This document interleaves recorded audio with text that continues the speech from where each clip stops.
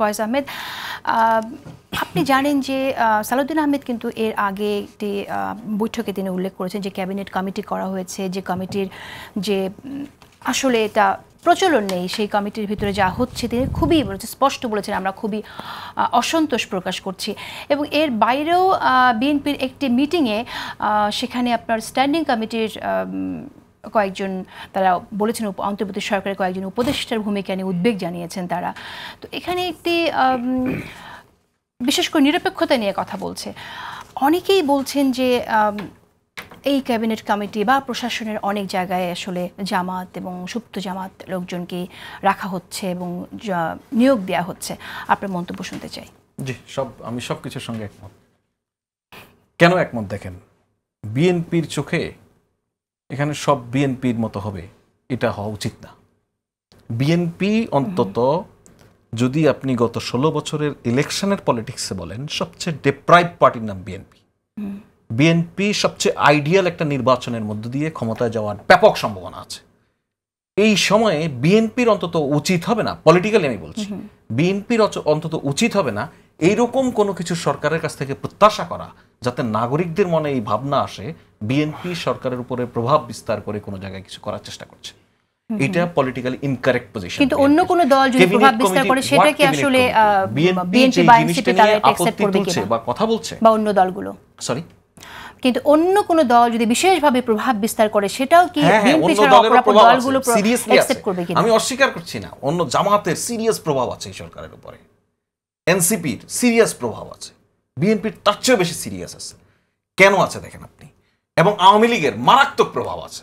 Because হচ্ছে আওয়ামী লীগ গত 16 বছরে এই দেশের প্রশাসনে যেই পরিমাণ লোক ঢুকিয়ে রেখে গেছে, এইটার আপনি অধিকাংশ বুঝতেই পারবেন না এটা ছাত্রলীগ।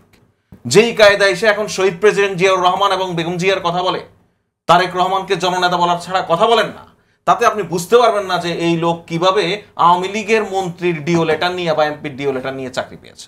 সুতরাং এই বাস্তবতা আছে। যদি এইভাবে বলেন আপনি, আমি খুব পলিটিক্যালি বলছি, কিন্তু প্রশাসনে যদি আপনি এভাবে দেখেন সবচেয়ে বেশি লোক আওয়ামী লীগের, তারপরে যদি দেখেন এই দেশের তারপরে সবচেয়ে বেশি সরকার পরিচালনার অভিজ্ঞতা বিএনপির, তারপরে সবচেয়ে বেশি লোক বিএনপির, বিভিন্ন সময় সরকারের সঙ্গে নানান সময় নানান পার্টির সঙ্গে থেকে সুবিধাজনক রাজনৈতিক অবস্থানে ছিল বিভিন্ন সময় জামাত, তারপরে পজিশন হচ্ছে জামাতের। সুতরাং এই সবগুলি দলের আছে, এনসিপির এখনো গড়ে ওঠে নাই, এনসিপি গড়ে ওঠার চেষ্টা করছে। অপরাপর পলিটিক্যাল পার্টিগুলির বিভিন্ন নেতার অতীত বিভিন্ন রাজনৈতিক সম্পর্ক আছে, সেজন্য তাদের কিছু লোকজন আছে। এই সরকারের পার্টিকুলারলি কোনো পলিটিক্যাল এজেন্ডা যেহেতু নাই, পলিটিক্যাল পার্টি যেহেতু নাই, সেই জায়গা থেকে কোনো লোক নাই। আপনি ক্যাবিনেট কমিটি নিয়ে কথা বলছেন, দেখেন মানে আমি জানি না এটা ঠিক এভাবে বলা আমার উচিত হচ্ছে কিনা বা আমার পজিশন থেকে এটা বলা ঠিক কিনা, কিন্তু অনেক কিছু আপনি এরকম পাবলিক আলোচনা করে সেটাকে মানে প্রক্রিয়াটাকে আন্ডারমাইন না করে নিজেরা আলাপ আলোচনার মধ্য দিয়েও অনেক কিছু আপনি যদি চান যেভাবে এটা হওয়া উচিত সে পরামর্শটা দিতে পারেন। কিন্তু এমন কায়দায় বলছেন যাতে ওই একজন ভাগ করে নিয়ে যাবে, এই ভাগ হোম মিনিস্ট্রি তাহলে জামাতকে দিয়ে দেন, জনপ্রশাসন দিয়ে দেন বিএনপিকে, ইলেকশন কমিশন দিয়ে ছেড়ে দেন এনসিপির হাতে, এভাবে তো হবে না। সরকার তার পরিষ্কার অবস্থান ঘোষণা করেছে, সরকার একটা ফেয়ার ইলেকশন করতে চায়। ফেয়ার ইলেকশন করতে গেলে অনেক কিছু বিএনপির ভালো লাগবে না, বহু জিনিস জামাতের পছন্দই হবে না, এনসিপির তো এই সরকারের বহু ভূমিকা এখন পছন্দ হচ্ছে না। সুতরাং এই বাস্তবতায় সরকারকে এই জিনিস মোকাবেলা করে সামনে এগোতে হবে, তার কোনো বিকল্প নেই।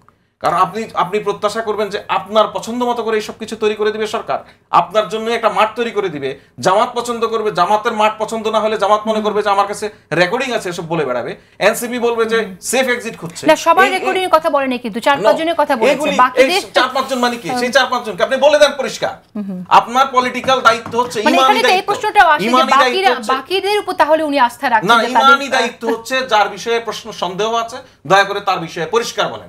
আপনি এরকম একটা অভিযোগ করলেন, ধরুন আমি প্রেস উইং এ কাজ করি, এখন হুট করে আপনি বললেন প্রেস উইং এর কিছু সদস্যের বিষয়ে আমার কাছে কিছু অভিযোগ আছে, এটা তো আমাকেও আঘাত করে। আপনি যদি কারো বিষয়ে সুনির্দিষ্ট থাকে বলে দেন, এভাবে বলে আমি সরকার যে নির্বাচনের প্রস্তুতিটা নিচ্ছে যেভাবে, সে জায়গায় এখন পর্যন্ত সবগুলি রাজনৈতিক দল খুবই সহায়ক।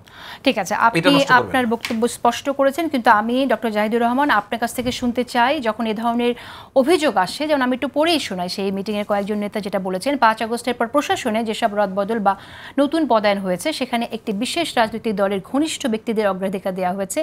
মাঠ পর্যায়ে ভোট গ্রহণ কর্মকর্তাদের তালিকা তৈরিতেও ওই দলের প্রভাব দেখা যাচ্ছে। নির্বাচন যত ঘনিয়ে আসছে সরকারের নিরপেক্ষতা নিয়ে বিতর্ক তত বাড়ছে। নির্বাচনের আগে মাঠ পর্যায়ে ভোট গ্রহণ কর্মকর্তাদের তালিকা তৈরিতে সেই দলের প্রভাব দেখা যাচ্ছে। আপনার এই বক্তব্য এক সেকেন্ড বলি, আপনি যে জায়গা থেকে পড়ছেন এটা কি বিএনপির কোনো স্টেটমেন্ট? না, একটা মিটিং এ এই ধরনের একটা নিউজ পড়ছেন, একটা কাগজ, হ্যাঁ ওই কাগজের নিউজ পড়ছেন, এখানে আমি গ্যারান্টি দিয়ে বলতে পারি এর আগে পরে কোনো নেতার কোট নাই। এটা কোনো অফিসিয়াল বক্তব্য না, এটা বিএনপির অফিসিয়াল পজিশন না। আচ্ছা, এটা পাবলিশ নিউজ, এটা আপনি নিজেও জানেন, যেটা আপনি যে জায়গা থেকে বলছেন একমত। সুতরাং আমাদের এখানে জার্নালিজমও কিন্তু মন গড়া ব্যাপার আছে। আপনি বিএনপি স্ট্যান্ডিং কমিটি, আমি নিশ্চিত করে বলছি আমি দেখি নাই, কিন্তু আমি বলে দিচ্ছি, আমি আমার জার্নালিজমের এক্সপেরিয়েন্স থেকে আমি বলছি এর আগে পরে কোনো অফিসিয়াল কোট নাই এবং এটা বিএনপির অফিসিয়াল স্টেটমেন্ট না। সুতরাং এই জিনিস দিয়ে যখন আপনি আমার পজিশন থেকে বা সরকারের জায়গা থেকে একটা রিঅ্যাকশন প্রত্যাশা করবেন, তার আগে সেটা অফিসিয়াল হওয়া উচিত। এটা বিএনপির অফিসিয়াল না, বিকজ বিএনপি কে জামাতকে অফিসিয়াল বক্তব্য করতে দিচ্ছি। কিন্তু অফিসিয়াল বক্তব্য তো ওইটা ছিল, ক্যাবিনেট কমিটি নিয়ে যে অসন্তোষ প্রকাশ, সেটা তো অফিসিয়াল ছিল, সেটা তো আমরা সবাই দেখেছি। ক্যাবিনেট কমিটি না, সেটা হচ্ছে জনপ্রশাসন বিষয়ক একটা কমিটি আছে সরকারের। তা বিএনপির একজন নেতা বলেছেন সেটার চর্চা আসলে নাই, সেটা বলছেন। এখন দেখেন আপনার কোন সময় কি চর্চা হয়েছে, কি ধরুন আমাদের এই যে জাতীয় ঐক্যমত্য কমিশন, এটারও তো পৃথিবীতে কোনো চর্চা নাই, সেই জিনিস তো হচ্ছে, সেটা অন্য জিনিস, সেটা খুবই অন্য আলাপ। কিন্তু আপনি যেই বিষয় নিয়ে যে সরকারের কিছু উপদেষ্টার বিষয়ে সন্দেহ হচ্ছে, এই হচ্ছে, সে হচ্ছে, এগুলি হচ্ছে খুবই রাজনৈতিক গল্প। এটা রাজনৈতিক বক্তব্য আপনি বলছেন, কিন্তু আমার বিশ্বাস যে আপনি নিজেও সাংবাদিকতা করেছেন দীর্ঘদিন, সূত্রের বরাত দিয়ে এরকম নিউজগুলো যখন আসে সেটা অবশ্যই আপনি এটা সারা পৃথিবীতে এটা হচ্ছে। জাহিদ ভাই, সারা পৃথিবীতে হয়। এই প্রসঙ্গে শুনেন, আমি শুধু যে আমি ঢাকার সাংবাদিকতা করেছি না ভাই, আমি পৃথিবীর সাংবাদিকতা করেছি। এরকম সোর্স দিয়ে নাম কি উল্লেখ করে করে সব সময় নিউ ইয়র্ক টাইমস সব ভাই এরকম একটা জিনিস আমি হয় সব সময়, সেটা অন্য জিনিস ভাই, তখন মিনিমাম এভিডেন্স থাকে তার কাছে। হ্যাঁ, এগুলি আমাদের এখানকার পলিটিক্যাল জার্নালিজম সম্পর্কে আমাদের একটা ধারণা আছে, কোনটা পলিটিক্যাল জার্নালিজমের সত্য ঘটনা আর কোনটা গল্প, সেটা আমরা তো টের পাই। আমি তো আপনাকে বলি নাই যে কোন কাগজে নিউজ করেছে, আমি আপনাকে এটাও জিজ্ঞেস করি নাই, আমি কিন্তু আপনাকে এখান থেকে বলে দিয়েছি দেখি নাই, সেটা আমি তো জানতে চাই, কিন্তু আমি বলছি এগুলি পলিটিক্যাল গল্প।